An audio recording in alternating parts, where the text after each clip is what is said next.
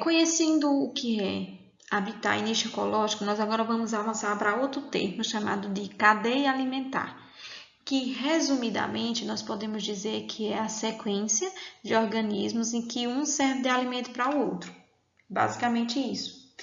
E essa cadeia alimentar, ela é organizada por indivíduos autótrofos e indivíduos heterótrofos. O que significa isso? Indivíduos autótrofos são aqueles que produzem seu próprio alimento, que nesse caso vão se enquadrar plantas, alguns tipos de bactérias e alguns tipos de algas, tá? Além desses, o restante é chamado de heterótrofo. Por quê? Porque não produz seu próprio alimento. Então, eles são chamados também de consumidores, porque eles vão consumir algo que já está pronto. Enquanto que o autótrofo produz seu próprio alimento e ele vai também ser chamado de produtor. Então, na cadeia alimentar, resumidamente, nós temos os produtores, que é a base da cadeia alimentar, e os consumidores, certo? E nós podemos ter consumidor primário, consumidor secundário, consumidor terciário, consumidor quaternário também.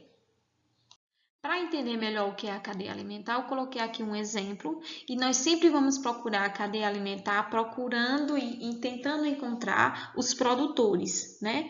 Que vão ser aqueles indivíduos que produzem seu próprio alimento. Então, esse daqui que são as plantinhas, são chamadas de produtores.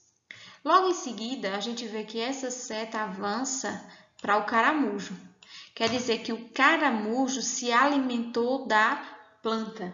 Então, o caramujo vai ser chamado de consumidor primário. Então, todo indivíduo que se alimenta de um produtor, ele vai ser chamado de consumidor primário, porque ele é o primeiro consumidor da fila.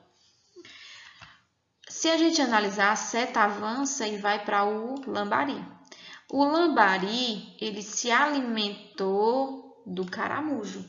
Então, ele passou a ser chamado de consumidor secundário. Por quê? Porque ele comeu o consumidor primário, tá? Então, na sequência de consumidor, ele é o segundo consumidor.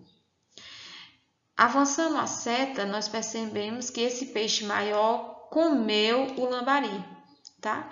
Então, se ele comeu o lambari, ele vai ser o consumidor terciário, porque na sequência de consumidor, ele é o terceiro.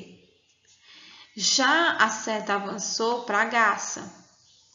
Então, a garça que se alimentou do peixe maior, ela vai ser chamada de consumidor quaternário, certo?